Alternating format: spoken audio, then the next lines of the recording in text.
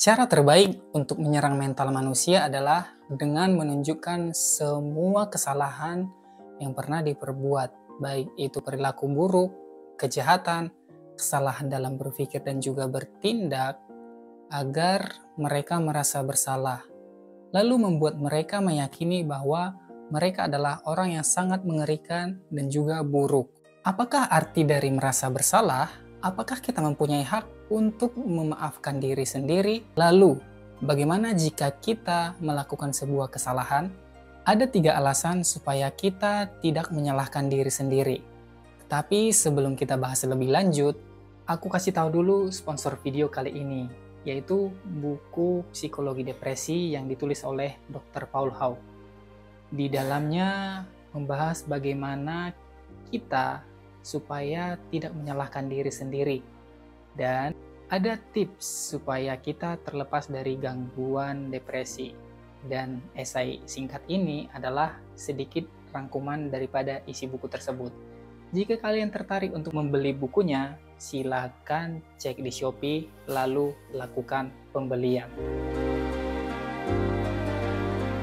Kebodohan yang dimaksud adalah tidak memiliki kecerdasan untuk melakukan apa yang ingin dilakukan dengan baik.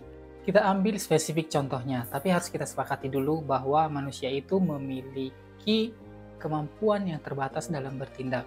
Sekalipun kamu bukan orang yang kepandaiannya terlambat, tetapi kecerdasan bisa saja sangat terbatas. Dan contoh ini bisa saja ada di lingkungan tempat kamu tinggal. Adalah seorang yang tidak memiliki bakat, misalnya dalam sepak bola ataupun musik, bisa dipastikan bahwa dia pun melakukannya dengan kurang baik, belajar dengan sangat lambat, dan buruk dalam mengeksekusi semua pekerjaan dan juga tugasnya. Kemudian, apakah kalian pikir orang tersebut jahat hanya karena buruk dalam suatu bidang?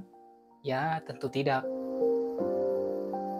Hal ini bisa ditoleransi karena manusia tidak memperoleh informasi dengan benar bagaimana cara menyelesaikan sebuah permasalahan.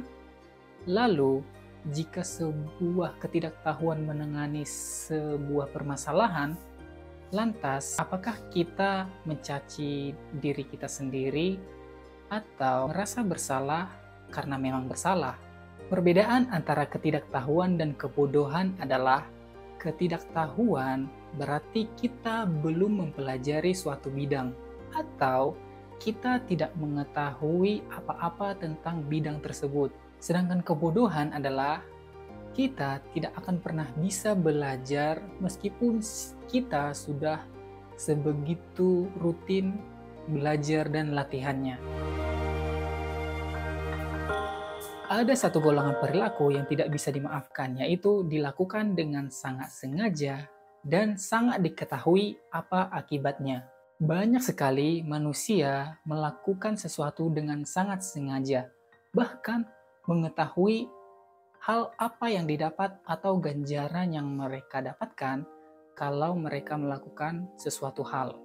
Kita ambil satu contoh, ada mahasiswa yang memiliki kecerdasan, tapi dia menyia-nyiakan waktunya sehingga dia akan dikeluarkan dari kampus. Dia tahu akan segera dikeluarkan dari kampus dan dia juga sadar sebenarnya kalau dia mengerjakan tugas kampusnya dengan baik, kemudian meninggalkan kebiasaan berjudi dan minum-minumnya, bisa dipastikan dia akan melewati ujian dengan sangat mudah. Tetapi tetap saja dengan bodohnya dia mengarahkan dirinya ke arah kemalangan itu sendiri. Terus bagaimana kita memahami tindakan bodoh ini padahal dia bukan orang jahat atau tidak berharga hanya karena menyia-nyiakan uang orang tuanya dan membuat mereka kecewa? Ya, tentu dia adalah seorang yang menderita gangguan emosi, penuh amarah dan takut. Biasanya orang yang mempunyai masalah dengan emosinya akan bertindak seolah-olah dirinya adalah idiot.